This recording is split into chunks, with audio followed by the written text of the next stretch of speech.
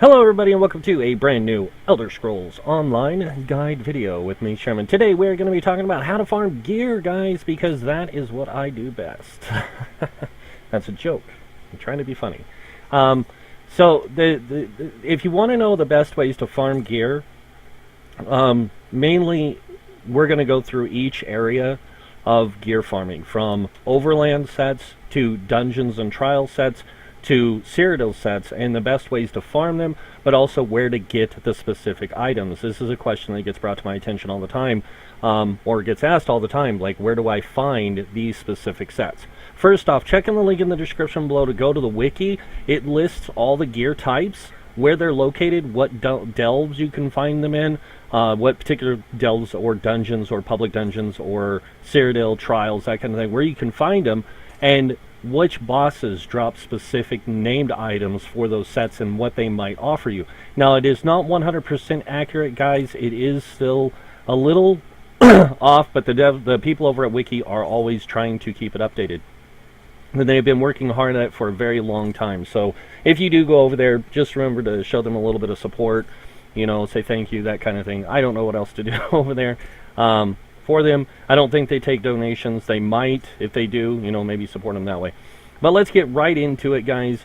The best ways to farm overland sets, and this is where we're going to start, is overland sets, is start with the pieces that you need for your build. So if you need, say, a pair of boots and a pair of gloves, you're going to want to farm these specific, you know, you're going to want to farm specific boss encounters to get those items.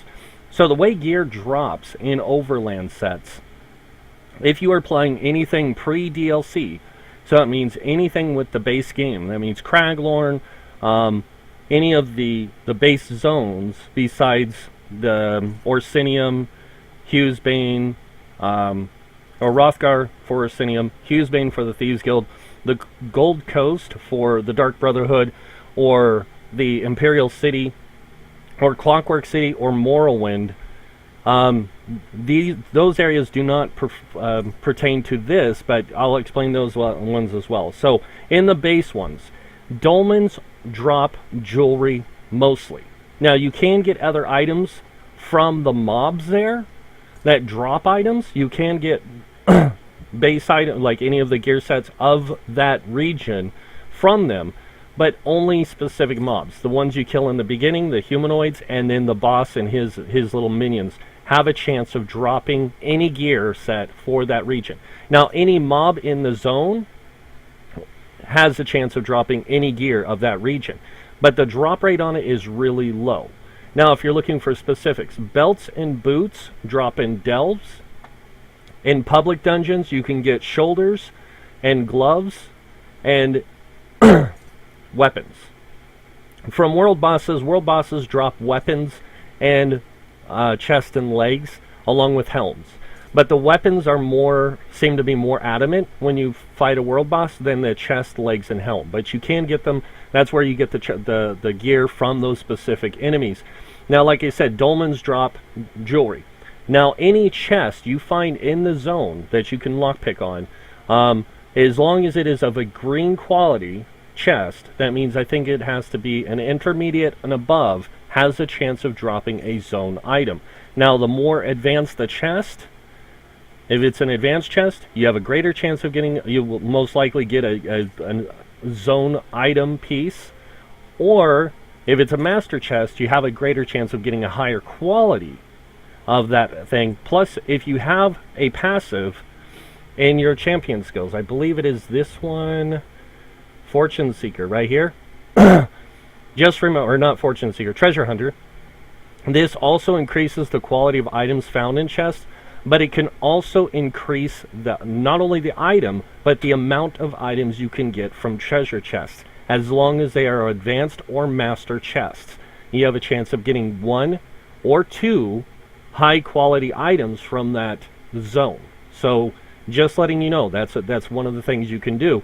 Now, when it pertains to any of the DLC areas like Orsinium or Hrothgar, the Hughesbane for Thieves Guild, Dark Brotherhood, and the Gold Coast, Imperial City, sewers, or the Imperial City itself, or you're talking about Morrowind or Clockwork City, to get those items is pretty much the same way. World bosses drop the helm, chest, and legs, plus weapons. Public dungeons drop the shoulders and gloves plus weapons, and the delves drops boots and belts. The jewelry can drop off of any boss in the zone, like world boss can drop the jewelry, but it's a rare chance. It's a little bit rarer than it is getting weapons. So you can get jewelry that way. You can also get the jewelry in public dungeons and in chests in that zone. Now there is some quests in those zones that are repeatable daily quests that also have a chance of giving you jewelry. Now, not all the zones have a repeatable daily quest that have a chance of giving you jewelry, but most of them do. So that's how you can get those things from those zones. Now, for dungeons and trials, the best way to farm out sets, because the only way you can get the jewelry and weapons in a dungeon or trial, unless it is a named weapon or a named jewelry item that drops off a specific boss, only the end bosses drop the jewelry and weapons. The rest of the bosses have a chance of dropping any of the 3 set items, or 3 set types from light, medium, and heavy, and they can drop anything. Now, a lot of the bosses can also drop any of the gear sets with named items that will give you. They don't give you anything special. They're just named, and they might look a little. They might be of a different style or something, but you can get those from those bosses too. So that's another good way to get that gear and to get geared out. Now, the best way to farm gear, not jewelry, is to play the dungeon in normal or the trial in normal. The reason why is because it's a lot easier to farm to get the gear, because you can always upgrade it and you can always retrade it if it's not in the perfect trait, because we do have the new transmutation system in Clockwork City, or unless you have a guild member who has the transmutation station in their home, you can transmute the traits of your items as long as you have the transmutation crystals, which you get from doing daily dungeons. You can get from doing a lot of different daily activities for what they call the end game dungeons and trials and PvP and stuff like that. You have a chance to get these transmutation crystals, which you can use to give you better chance of retrading. And it's not a better chance. You can just retrade as long as you know the trait. So dungeons and trials, you want to farm on normal mode to get the gear sets that drop in them. Now, this doesn't include jewelry or monster sets. Jewelry and monster sets, you want to farm them on vet mode only. Do not farm them on hard mode, because it is a waste of time to farm it on hard mode. Hard mode doesn't give you an extra chance of getting the stuff. Vet mode does. And hard mode is just the final boss anyways, and it just makes them a little bit more difficult. Now, if you are doing daily pledges to get keys, then do hard mode so you can get those 2 keys for completing it. The way you get monster sets is the helm drops off the end boss of every dungeon. Now, the helm will be represented by another enemy inside the dungeon. It'll be something of theirs, like Grothdar in Vaults of Madness is off of Grothdar. He's the big flesh golem that walks around, and you kill him, and you don't get his helm until the end. You don't get the wizard's helm at the end, like the liches. Actually, you get his somewhere else. So yeah, that's a pretty interesting one that they do that. So you can get monster helms at the end of the dungeons, and you get shoulders by opening the pledge chests at the pledge areas in the respected capital cities. So wherever you take the pledge from, you go there. There's 3 chests. They're all named. Each chest drops a different monster helm or monster shoulder. You can also get special motives from them pertaining to different things, like the mercenary motives, and I forget the other one. But you can get motives from them, and you can get other stuff. So that's where you want to get the monster sets.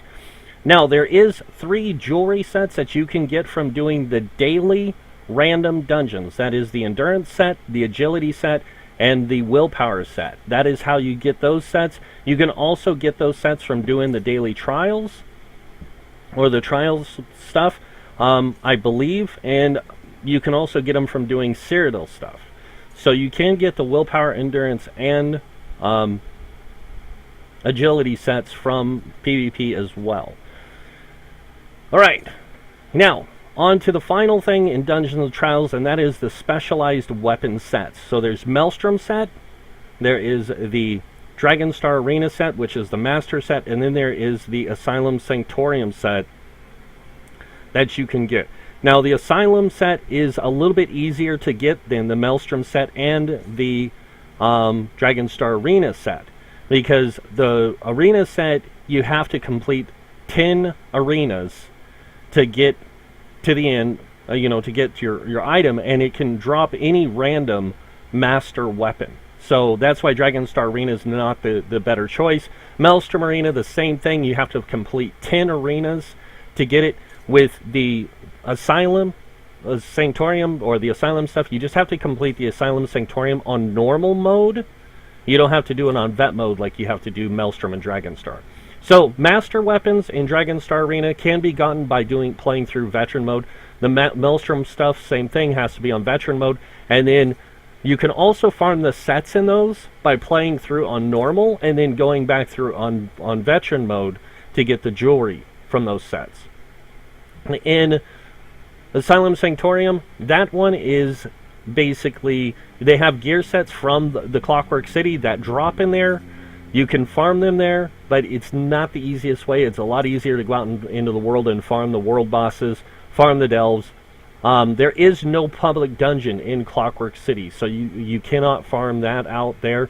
You actually have to go and do the delves and public dungeons and chest farm of that location to get everything you need. Now, you can get the jewelry from the daily quests in the Clockwork City, also Hughesbane, and in the Dark Brotherhood, the Gold Coast. So those ones don't have public dungeons. They just have world bosses and delves, so it's a little bit harder to get those. But when it comes to the Asylum Sanctorium, it's the easiest one to get the Asylum weapons, because you can get lower graded versions of those in the normal mode, and they're not quite as good as the perfected versions, which you have to do in vet mode to get, and you have to do the boss encounter in a certain way. Any way you decide to get it, though, the Asylum weapons are the easiest ones to get. Alright, moving on to the final thing, which is the Cyrodiil gear and how to get it. Now, Cyrodiil gear can be gotten in a multitude of ways. This is PvP gear mostly. You can use it outside of PvP, though, and some of it's actually pretty good for PvE or PvP, unless it states on it that it works against players and not NPCs. If it says it works against players, it's useless in PvE, unless you're dueling. So, the way it works is, Cyrodiil is kind of a mixed bag, because there's 3 regions to Cyrodiil, and I'm going to go ahead and go to the Cyrodiil map so I can kind of show you guys this. Cyrodiil has 3 regions. The first region is kind of hard to explain because it's basically the way it's cut off. So this region down here goes up, across, and then it almost goes straight across like this, because it has a farm over here, what's called the farm, or a small township that you can go to, and you can buy these specific items. Now, in these regions, each of these regions has delves and dolmens that you can get the gear that you can get from the merchant there to drop in this region, and you can get those to drop in any trait. Now, any of this gear can be retraded at the transmutation station. Again, just like any other gear in the game, including Asylum Master and Maelstrom weapons, can be all retraded. But this one, to get the gear, the best way to get it is to farm AP in this zone, and then go to the respected farms that sell that particular set you're looking for. The other thing you can do is go to the Imperial City. Imperial City has some gear sets that you can't get inside of Cyrodiil. You can only get them in Imperial City, and then the same thing with Battleground sets. You can only get them at Battlegrounds. And the way you find Battleground merchants is they are going to be in Vardenfell. They're going to be at one of 3 respected camps. There is one camp down here where this book is. There's another camp over at this book, I believe it is. And then there's another camp up here to the north, and I think it's right here. And this camp here, also, all 3 of these camps offer the same sets, I believe. And so you can get those. You can also go to the city, Vivek City, down here in the southern part. There's an island where it's the PvP island, and they sell PvP gear as well. And you can get those sets with AP, which is your points you earn from PvP. Now, I don't think this character has any. No, he does not, but they are called the Alliance Points. It's a currency you get in the game that you can use to buy these items. So just remember that when you do the Cyrodiil stuff, or you do PvP of any kind, Imperial City, Cyrodiil, or Battlegrounds, you will earn AP that you can use to purchase this different stuff.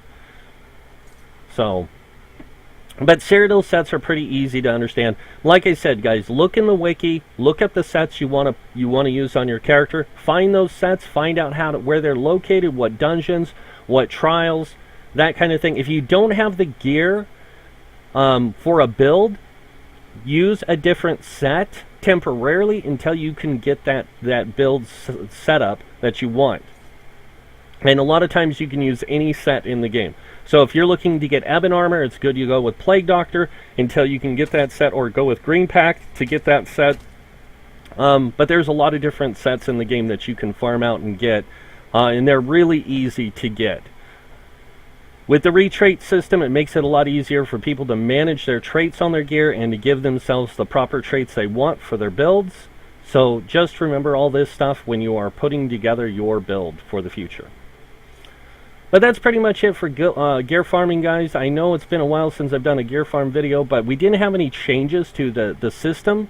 And the only thing that came in new with Clockwork City was the Asylum stuff, and I was really kind of like holding off on releasing this video until we got more ways of farming gear, but we're not really going to get much changes in the way we farm gear. I do want to go over one last thing, though, and that is training gear, because now that training gear can be retraded, the best way to farm training gear is on any of the starter islands. So I am now on Kynarthi's Roost here in the Aldermary Dominion. It's down here. If you're going to farm for the Ebonheart, or not Ebonheart, sorry, Daggerfall Covenant gear stuff, the Stros Mackay or Betnith are the places you're going to want to farm that gear, or that style of gear, so that way you have it for later on. The other place you're going to want to farm is Bleak Rock. That's this island right here off the coast of the East March, and you can get gear here, and then it'll take you actually down over here to this region called Balfoyan, and in Balfoyan you'll be able to farm the rest of the stuff.